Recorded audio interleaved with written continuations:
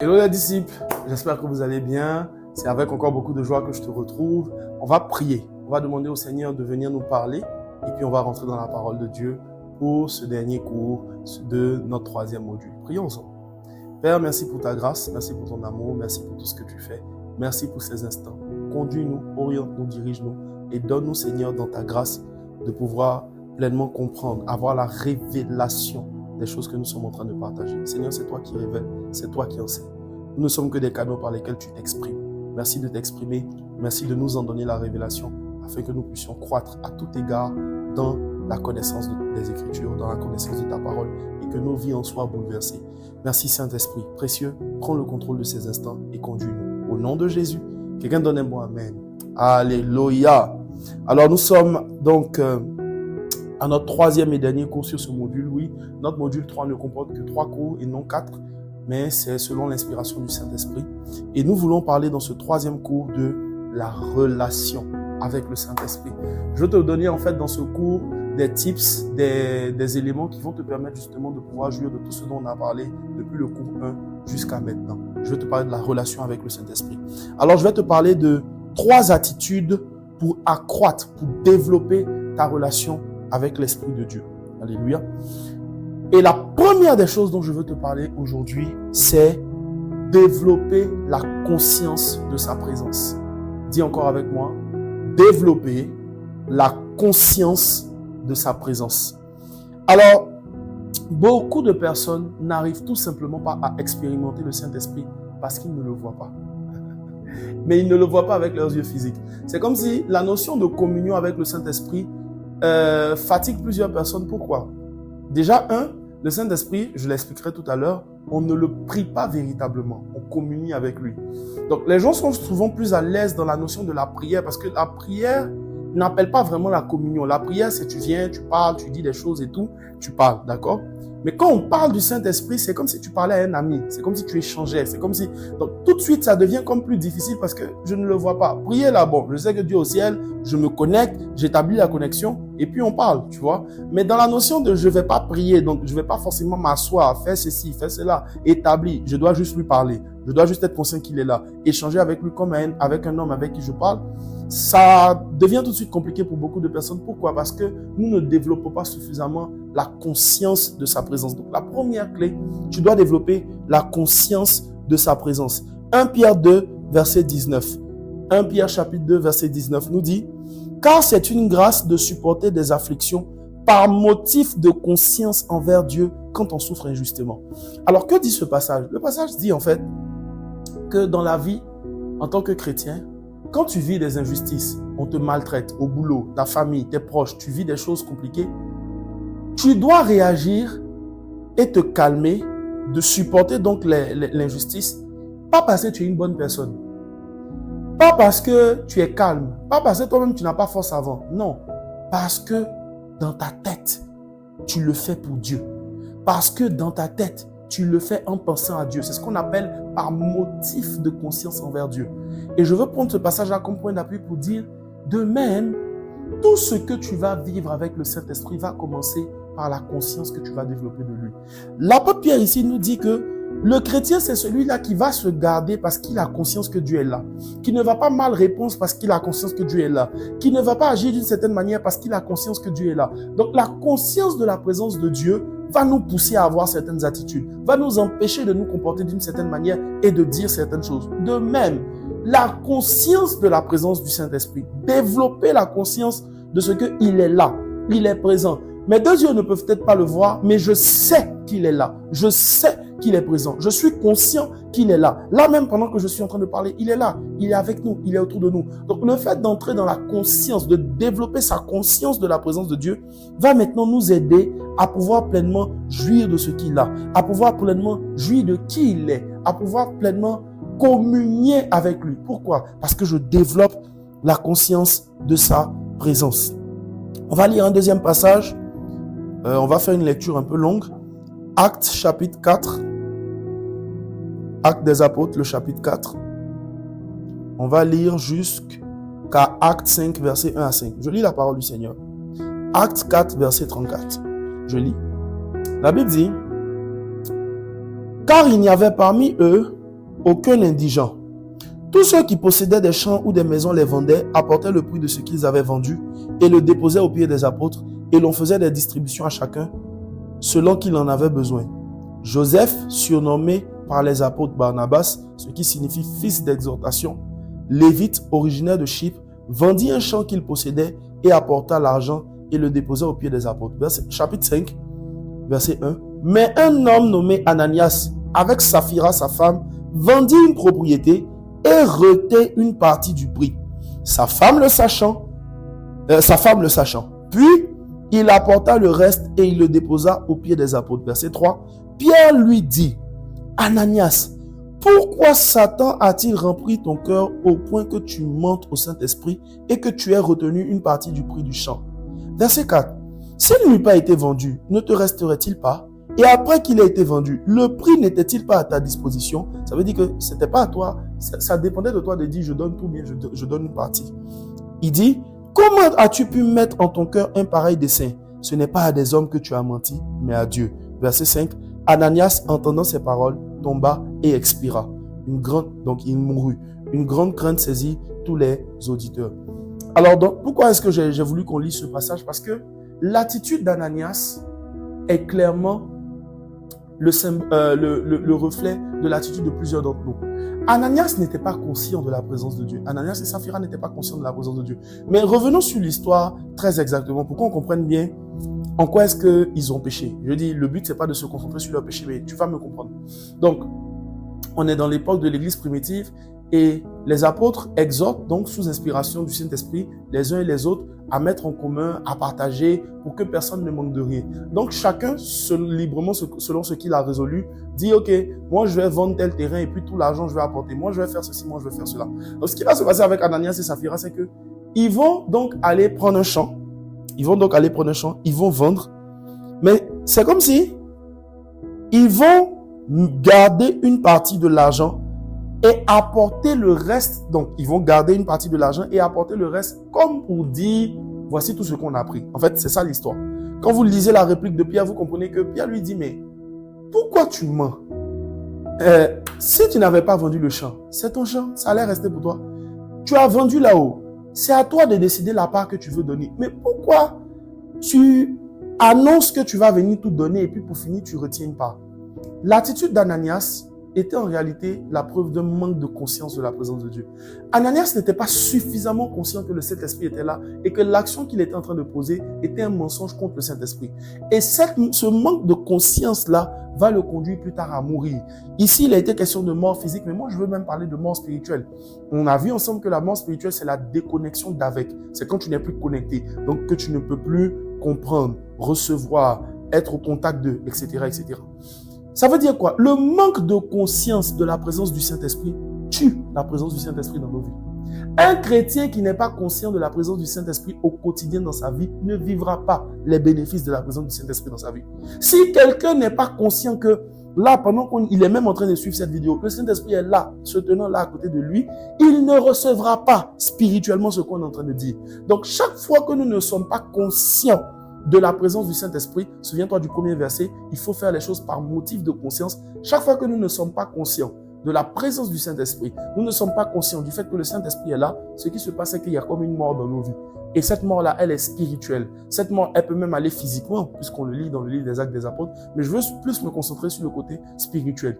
Donc le Saint-Esprit, on l'a vu, est un esprit qui console. Mais si tu n'es pas conscient qu'il est là, tu vas rester là à quémander la consolation des hommes pendant qu'il y a quelqu'un qui est tout le temps là pour pouvoir te consoler. Vous savez, les serviteurs de Dieu, les hommes de Dieu, les frères, les sœurs qui sont là, qui vivaient avec vous, peuvent être des sources de consolation. Ton frère, ton père, ta mère, tes proches peuvent être des sources de consolation, mais ces sources-là sont tarissables. Il y a des moments où ils sont fatigués, il y a des moments où tu vas les appeler, ils ne pourront pas décrocher leur téléphone. Bref, ils ne seront pas toujours disponibles. Mais le Saint-Esprit est là. Mais le problème de beaucoup d'entre nous, c'est quoi? C'est que parce qu'on n'est pas suffisamment conscient de la présence du Saint-Esprit, on tue la consolation du Saint-Esprit dans nos vies. Il ne peut pas te consoler parce que tu ne sais pas qu'il est présent. Il ne peut pas te restaurer parce que tu n'es pas conscient qu'il est là. Il ne peut pas agir parce que tu n'es pas conscient de sa présence. Donc, pour pouvoir bénéficier des avantages du Saint-Esprit et de sa personne même, de sa présence, du fait qu'il est là, être dans son atmosphère, avoir ses grâces, avoir cette faveur, le connaître, le toucher. On a vu qu'il avait une sensibilité. Le toucher, lui est agréable. Passer un moment bien, il faut d'abord développer une forme de sensibilité. Il faut d'abord développer la sensibilité. Deviens sensible au nom de Jésus. La deuxième des choses dont je veux parler, c'est l'honneur. Dis avec moi l'honneur. Dis encore avec moi l'honneur. Alors, lorsqu'on parle de l'honneur, on parle de quoi? On va lire ensemble Proverbe 3, verset 9. Proverbe chapitre 3.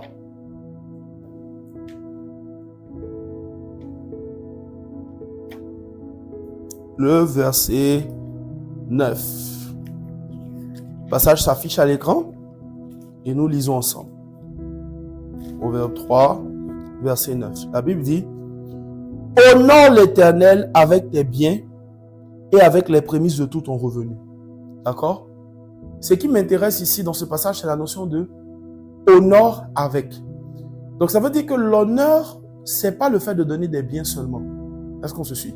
On dit honore l'Éternel avec. Donc on est en train de donner une orientation à la manière dont tu dois honorer. Donc quand je te parle ici de l'honneur au Saint-Esprit, je suis en train de te dire que tu dois développer en toi la coutume de l'honneur vis-à-vis du Saint-Esprit. D'accord? Et c'est cette coutume de l'honneur-là. Maintenant, comment honorer?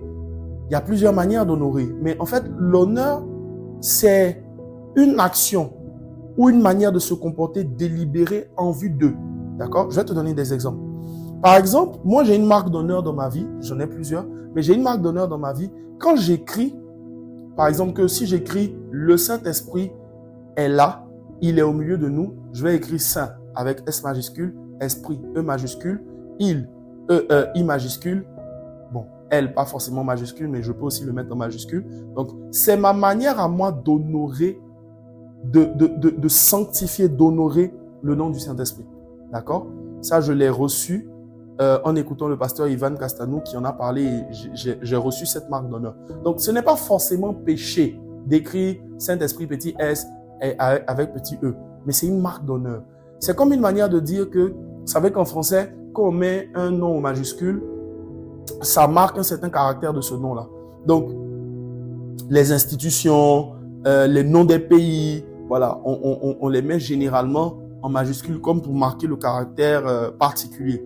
Donc, quand j'écris le nom du Saint-Esprit en particulier et que tout ce qui se réfère à lui, le L, je l'aurais écrit en majuscule, même si je suis en milieu de phrase, je suis en train de mettre une marque d'honneur.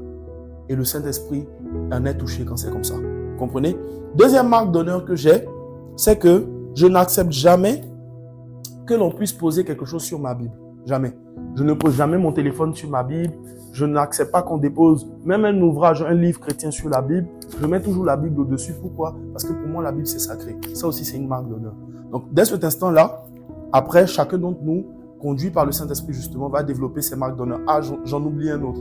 En règle générale, il m'arrive des fois d'oublier, mais en règle générale, les matins, quand je me lève, avant de prier, je me brosse les dents. Et j'essaie, je veux dire, d'avoir une certaine apparence assez correcte. Ça aussi, c'est une marque d'honneur. D'accord?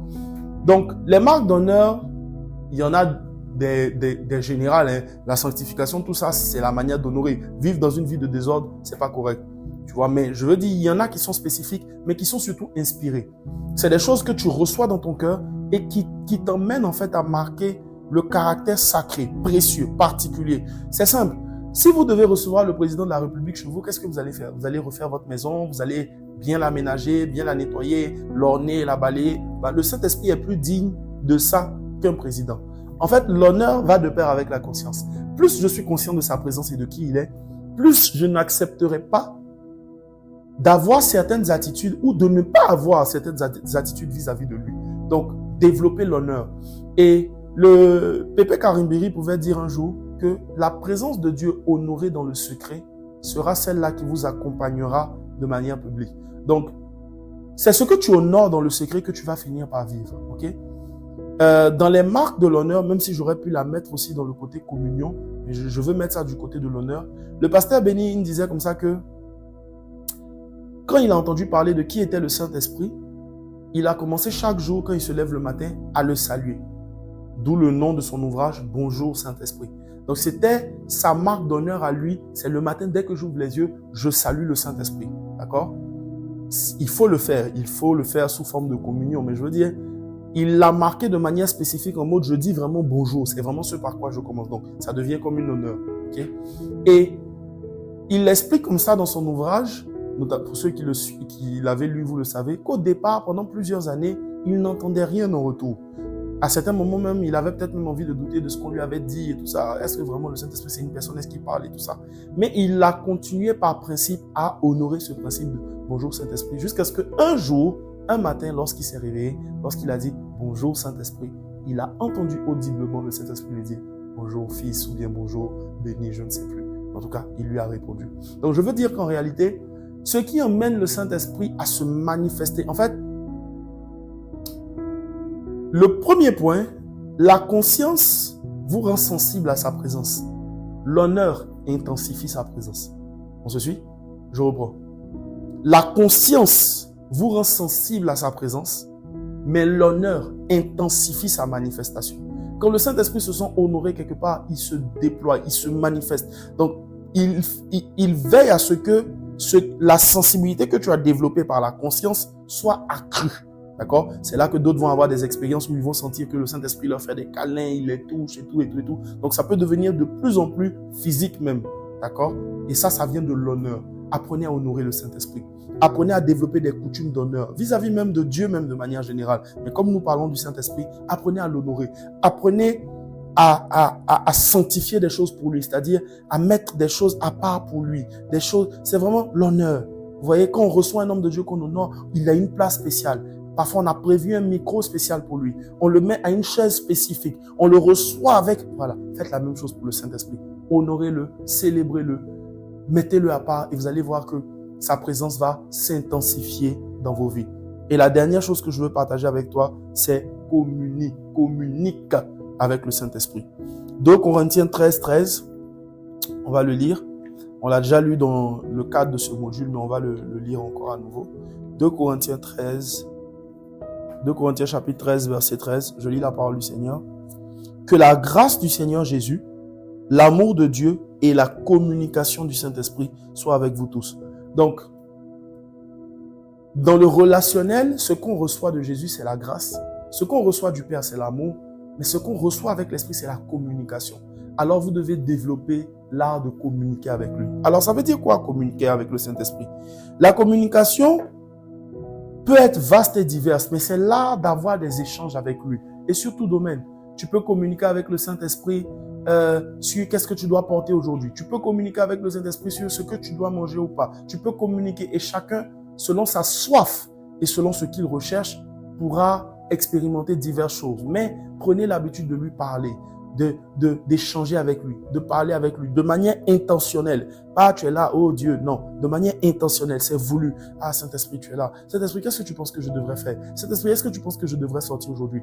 Tu vois, par exemple, une marque d'honneur que moi aussi j'ai, c'est si par exemple je dois quelqu'un vient me solliciter et que je dois donner une réponse là tout de suite, systématiquement, Saint-Esprit, qu'est-ce que je dois faire? Saint-Esprit, donne-moi l'orientation. Systématiquement.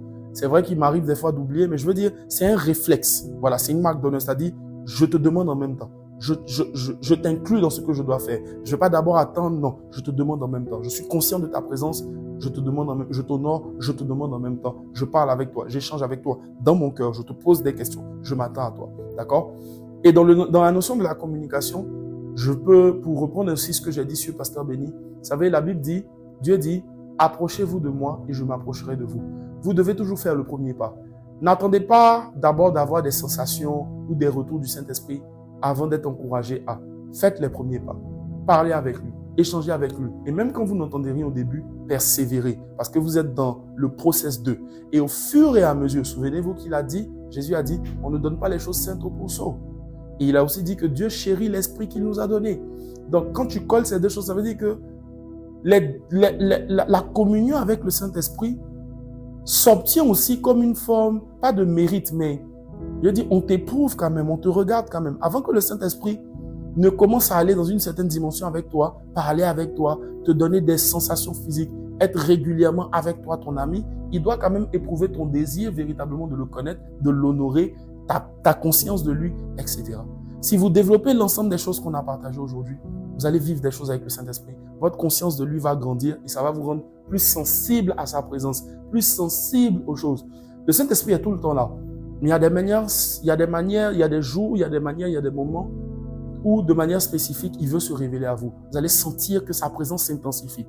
L'honneur que vous allez développer vis-à-vis de lui va vous donner d'accroître sa manifestation. D'accroître sa manifestation dans vos vies et partout, dans tous les aspects de vos vies, dans tous les aspects de vos vies, que ce soit dans le ministère, que ce soit pour ceux qui aspirent à servir Dieu. Une des grandes clés pour voir des manifestations puissantes, c'est l'honneur au Saint-Esprit. L'honorer, le mettre à part au quotidien, dans le secret, lui dire combien de fois il est précieux. Lui, en tout cas, selon l'honneur, les marques d'honneur que Dieu vous donnera, vous devez apprendre à honorer le Saint-Esprit. Et enfin, parler avec lui, échanger avec lui, échanger des choses avec lui, discuter avec lui, communiquer avec lui. Et ainsi, vous développerez votre relation avec le Saint-Esprit. Voilà, on a fini. Que Dieu te bénisse, que sa grâce et sa faveur soient avec toi. On va prier.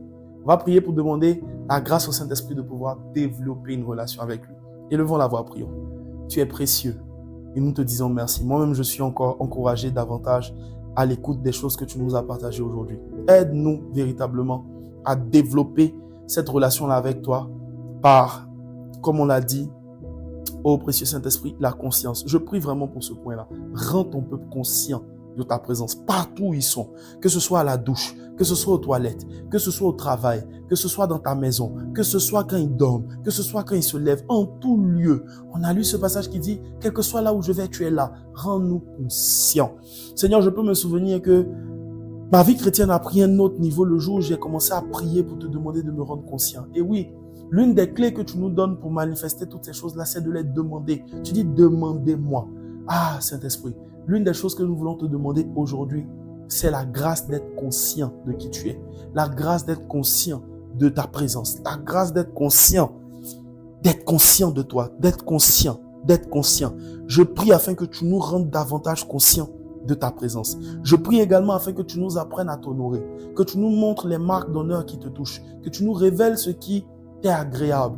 Pendant que je parle, tu me montres encore cette image où quelqu'un qui veut honorer le Saint-Esprit, honorer Dieu, en faisant une offrande, va prendre la peine de prendre par exemple de beaux billets, de bien soigneusement choisir des billets, pas juste prendre des billets comme ça, mais la manière dont il va apporter sera soigneuse. Et ça aussi, ça honore Dieu, ça honore le Saint-Esprit. Apprends-nous à t'honorer, à te mettre des temps à part, à sanctifier des choses pour toi, afin que tu te sentes honoré. Et apprends-nous à communiquer avec toi en tout temps, en tout lieu, tout au long de la journée. Oui, nous avons des moments où nous prions de manière spécifique, mais en dehors de nos temps où nous nous arrêtons pour prier, la Bible nous exhorte à prier tout le temps. Et l'une des manières dont nous prions avec toi, c'est de parler avec toi, d'échanger avec toi, d'échanger des mots avec toi. Apprends-nous cela. Accorde-nous cette grâce de la communion sans cesse, de l'échange sans cesse, du relationnel sans cesse. Béni sois-tu. Merci parce que ces choses sont notre partage. Au nom précieux de Jésus. Quelqu'un donne un bon amen. Alléluia. Que Dieu vous bénisse, chers aspirants disciples. Que tous ces enseignements que vous avez reçus tout au long de ces 3 mois vous fortifient, demeurent en vous. Prenez la bonne habitude de les reméditer, de les réécouter et vous allez devenir des aspirants disciples bien fondés, qui ont de bons fondements, de solides fondements pour mener une vie chrétienne épanouie. Que Dieu te bénisse, que ta vie chrétienne soit solide et que tu ailles de gloire en gloire. Que la grâce et la faveur de Dieu soient avec vous. Que Dieu vous bénisse et à très bientôt pour une prochaine école par la grâce de Dieu. Que Dieu te bénisse et à très bientôt. Bye bye.